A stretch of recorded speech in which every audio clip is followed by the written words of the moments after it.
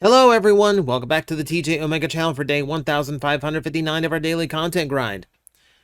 We have to talk about what's going on in Transformers right now because aside from everything else we've been talking about, there's something happening in the background that we've been kind of touching on a little bit during the news roundup, but it's kind of time to put it into a focus because this is kind of weird and kind of unprecedented. So let's kind of go over where we're at as far as reissues go. And I don't mean like the reissues that you really kind of expect when you talk about.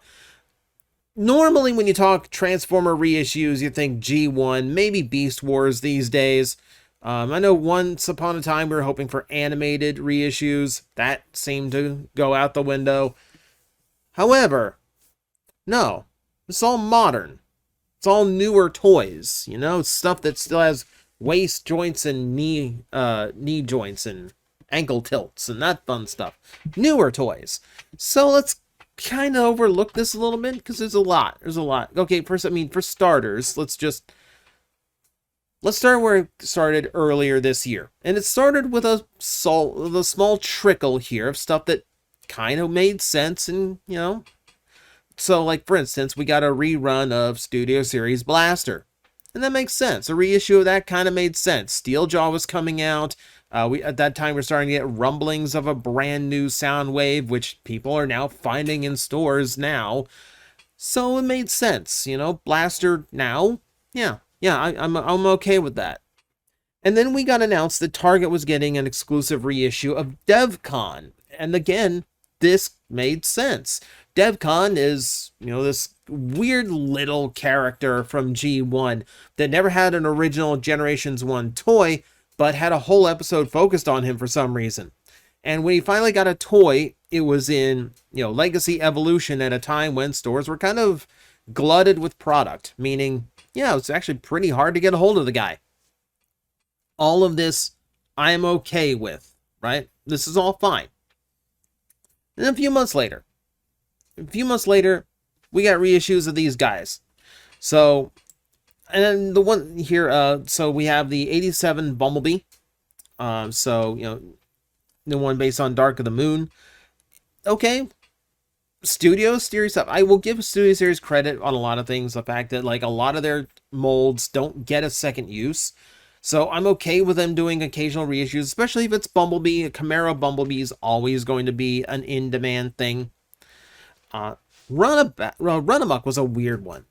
Run Amok for me didn't seem like... I knew some people had trouble finding it, but it didn't seem like horrifically rare or anything. Maybe I'm misjudging that. Maybe I'm misremembering. I don't remember having an issue getting a hold of one, though. So, I don't know. Maybe I just got lucky.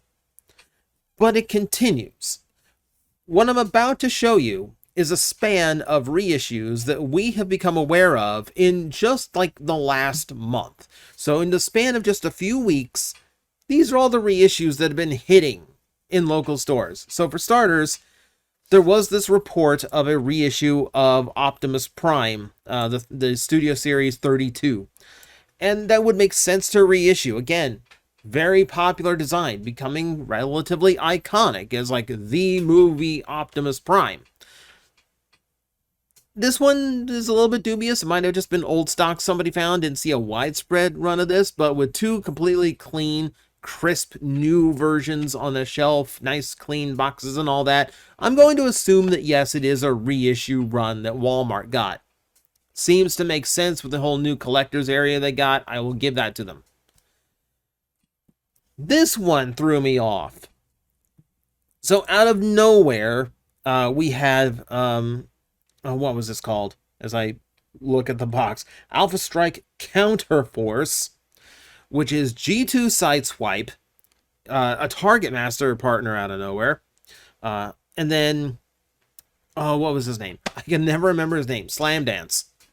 He always throws me off because he's not quite Slam Dance. It's like it's a weird approximation of him. This was an Amazon exclusive that GameStop started getting reissues of. Why? Like, okay, G2 Sideswipe is kind of like the iconic G2 design and color scheme. It's not like they went all the way. I believe this is like even the Siege version, which is not even accurate. So I don't know. That one completely threw me off. Like that one completely threw me off. Beachcomber got a reissue. And I will completely vibe with a Beachcomber reissue. That one I do know for fact was really hard to get. That one was short packed for whatever reason and didn't come out in the following wave. That one was a weird one. That one was a weird one. So, okay, reissue that. I'm completely okay with that. Sunstreaker got a reissue. Now, this one I thought would have been sated by now. Like, again, Sunstreaker is not one that felt like it had a hard time being found at stores. Again, that might just be me misremembering. But for the most part, I can kind of feel like I found Sunstreakers pretty often. Like, I don't remember having trouble finding mine.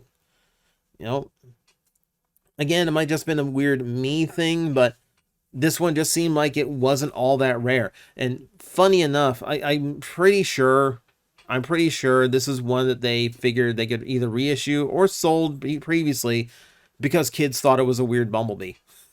That's always the curse of being Sunstreaker these days, isn't it? You're the other yellow and black Autobot, so kids are probably just going to assume you're a Bumblebee. I had grandparents in this shop just last week who thought every yellow Transformer I had was Bumblebee. You know, and then we had something from Bumblebee Adventures, and they thought that was Bumblebee. It was a black hot rod. So it was as far off as you could get. I don't know, maybe there's... So yeah, maybe brand confusion. They were counting on that for sales. Hoist. And this one threw me. Wasn't Hoist a Wave 1 Earthrise? Like, Wave 1 stuff is usually bloated. Like, there's usually no trouble finding Wave 1 whatsoever. Maybe, again, I might be misremembering. But no, like, Hoist is one I absolutely know I found everywhere all the time. And this almost feels like maybe a classic Starscream situation where, like, once the toy was no longer available and more people just became aware, what do you mean I missed out on a brand new Starscream toy? And the price suddenly shot from like $10 retail to $50 aftermarket. Except it's Hoist. It's a character that got, 2 episodes in the original cartoon in season 2, not even season 1. So maybe he just doesn't strike me as like the kind of character that people went, oh, I missed out on that. Oh, I got to go back and get that now. And the weird thing is, like, right after like he was reissued, we're starting to find Trailbreaker reissued as well. I'm not going to argue that one because Trailbreaker. I'm not going to sit here and argue any Trailbreaker, but kind of like Sunstreaker, I thought that was sated. Not only because, again, I don't remember this being a hard figure to find, but also because they were involved in that Autobot 5-pack where everyone got a second run with opaque plastic instead of clear. And wouldn't everyone just want that version? I don't know, maybe that's just me and my prejudice against clear plastic, but my prejudice is based on scientific fact that plastic does not hold up well. So, I don't know. I'm splitting hairs here. Point is, this is a weird one again. This is a weird one. I don't know why this was picked. I'm happy to see him on the shelf again, but why? I know places that are... I know from like comments from you guys, as well as like posts that I see on Blue Sky and even in my own Discord of people telling me they have stores that still have legacy, legacy stuff. Like... legacy evolution things, just like cramming around. So why would you like rerun these things? I understand like there's a novelty to finding it in its original packaging. For mint and box collectors, you definitely want them to match. Okay, fine, but still, this just feels weird. It feels weird seeing product that could very well be something that just found in a warehouse one day, just showing up and being in a store shelf again. And the same goes for Thrust. We have a reissue of Thrust that's all over the place at every Target you go to now. I will admit, The Coneheads I'm fine with because, you know, two of them that were Amazon exclusive were really hard to find for a lot of people. Those did get up to crazy values. I will give you that. You can have the Coneheads. In fact, the reissues of the Coneheads have this fun novelty since the originals were in a 2-pack. Ramjet and Dirge were in a 2-pack. Now they are individually released. And that's kind of cool. So, like, now you have 3 matching boxes for your Coneheads. Okay, that's actually kind of neat. I will give them that. There's a novelty to repacking them in the old boxes. And this right here on your screen right now is said novelty. Still weird to me to see the old stuff mixed in with the new. Why did Prowl get a reissue? Why did Siege Prowl get a reissue? For everyone not paying attention, it's the Amazon version of this toy that everybody wants because it's the Earth mode. And all those Amazon exclusives were kind of in the same bundle at that time of being really hard to come by for some reason. You know, of all big retailers, you'd think Amazon would be able to get enough to sate demand. Apparently not.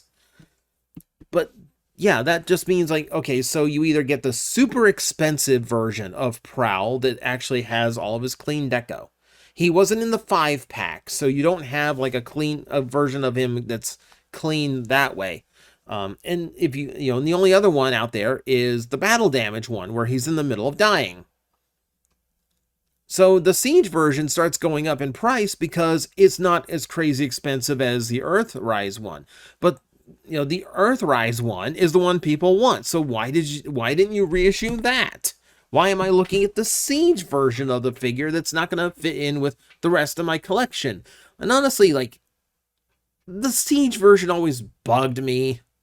He's got these scrawny little hips and super wide shoulders for how narrow his lower body is. Proportionally, he just feels very off. Like, if you complained about like the shape that Age of the Prime's Bruticus is turning out to be, Prowl has been there a lot longer. Prowl had that problem a long time ago. Here's another reissue I can't really fault. Okay, it's Gigawatt.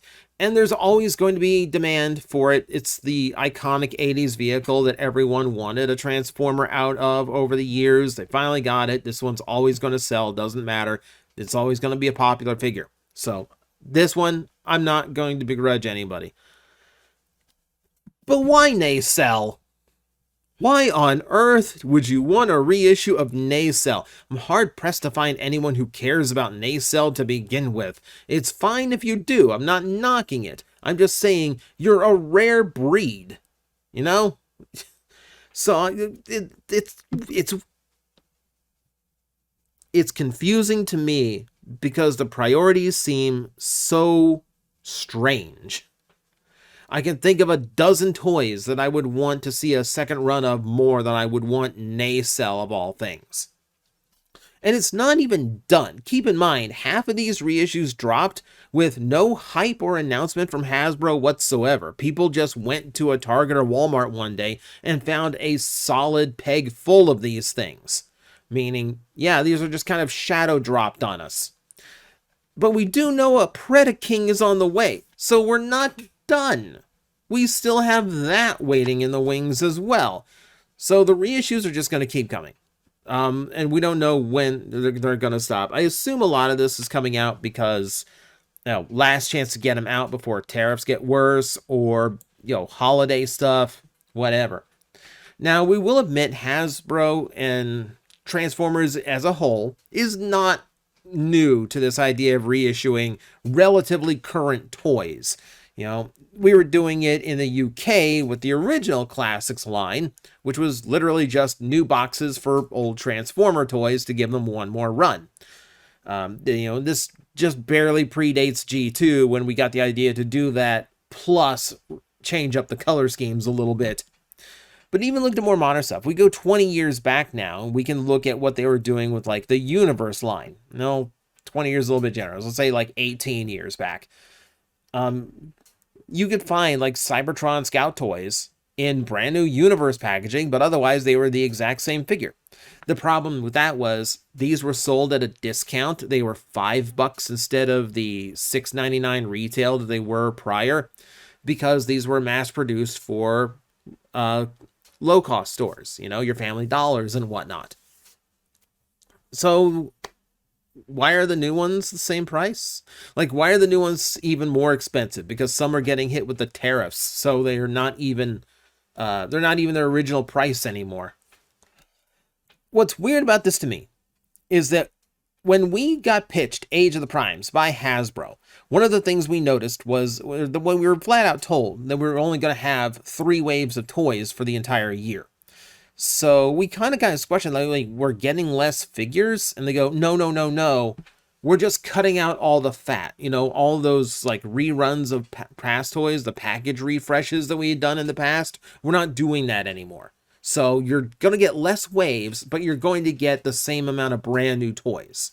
You know, basically you're just trimming the fat out. Well, now we know why they were trimming the fat out, so they could just dump them off as their own new exclusive releases, which I guess has appeal to, like, retailers who want exclusives to draw collectors in, but at the same time, it does feel kind of scummy. We are getting the exact same amount of toys we always got. They're just being shoved out in their old packaging instead of new packaging, which I guess is also considered a money-saving thing, because you're not paying some artists to do new, like, character artwork for the front of the box. You are not having to, like, redo the packaging to fit an old toy or anything like that.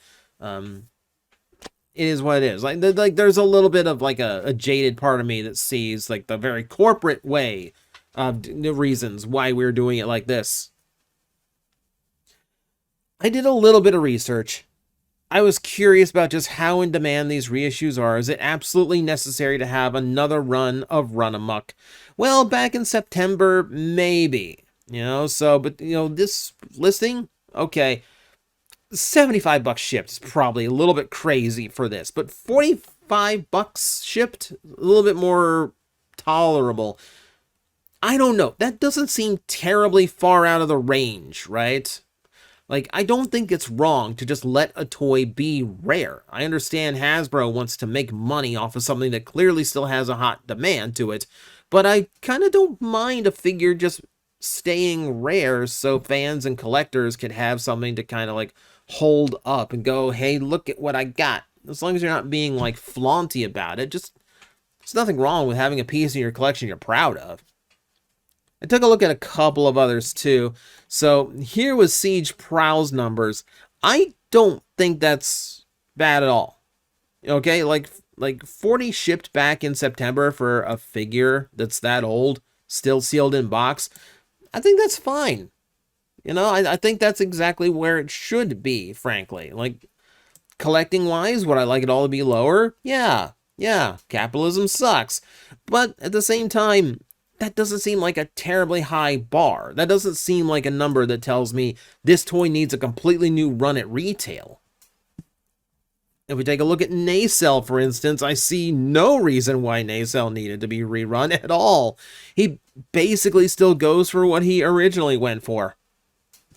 And it just kind of leaves me scratching my head of, like, well, where are the others? Like there are higher demand characters, there are higher demand toys out there. And it just kind of has me scratch my head, like, well, where are they?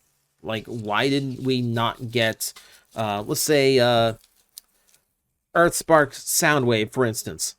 Now, I do understand that it takes time, you know, like, they have a production run that goes through the factory at certain intervals. They have things due to be produced by these factories months in advance, and if they're going to do a rerun of something, it's got to go to the back of the line. But we're at a stage where, like, we're still waiting on, like, the final wave of Earthspark toys to begin with. It feels like there should be room here to just, like, take that Soundwave mold, put it on the back of the line, and just wait for it to come back down. Because clearly the money is there. And this is an Earthrise toy, an Earthspark toy, rather, that is going to hit $200 for a sealed copy. You mark my words. Like, if they do not announce some kind of reissue or reuse of that mold some way, somewhere, somehow, that is going to end up being a $200 toy by the end of next year. I promise you that's going to be the case. And it shouldn't be. This is the kind of thing that does deserve a reissue. It's a really good toy that barely anyone could find. I think what bugs me about it is it just muddles the retail space so much. We've talked about this in the past where we have so many Transformers now that are just all over the place. We have so many lines that are on the store shelves at the same time. You've got Generations, you've got Studio Series. You also have whatever kid line is there right now. So Cyber World at the moment. You might still have some Earth Spark left over. Might still have some Transformers 1 left over. Might have some collaborative figures lying around, and all those are different shapes and packaging. Just tons and tons and tons and tons and tons of different stuff. And now we're going to mix in Siege toys and Earthrise toys and Amazon exclusives, and it's overwhelming at this point. Like we talked about this, I keep saying Transformers is overwhelming right now, and this is not helping. Frankly, you got a trademark that I think works perfect for all these reissues of old-ish toys. Run it as timelines. Just make it another toy line for that matter. There's already too many Transformer toy lines, but do you know what would make it a lot more tolerable? If it was just all released under one banner in one style. I understand there is a novelty to getting the old packaging, so the mint in box collectors can at least say, hey, here is all of my, here's my sealed set of this character. Here's my sealed set of the Datsuns or the Coneheads or whatnot. You could do them as slipcovers. You could do the timelines as an outer packaging, just so it looks really good in a store shelf. And then inside the box is just like a normal packaged Earthrise figure, Siege Prowl or whatever. You could do that. Might be a little bit more, but it's better than dropping, $50 for an oldish figure over on eBay, right? So that's where my head is right now. Like, there's just way too much. I've said it in the past. There's just way too much. But this exacerbates it so much to have all this old product up at the same time. It feels weird in the toy section now. But just my thoughts, just me rambling. So let me know, how do you feel about all the reissues we've got going on right now? Is it great to get that second chance, or is it muddying the waters, or is it, taking away your valuable collectible? All the opinions are valid. Don't start arguments over it. I'm just curious what people are thinking right now. But that's it for me today. Thank you very much for watching. I will see you next time. Hello everyone, I am Astral Agent Magnetar, a Tokusatsu VTuber, and I am streaming 4 times a week over on Twitch, Monday, Tuesday, and Wednesday afternoons, and a special late night one on late Friday/early Saturday. So come watch, come hang out, and let's make an impact together.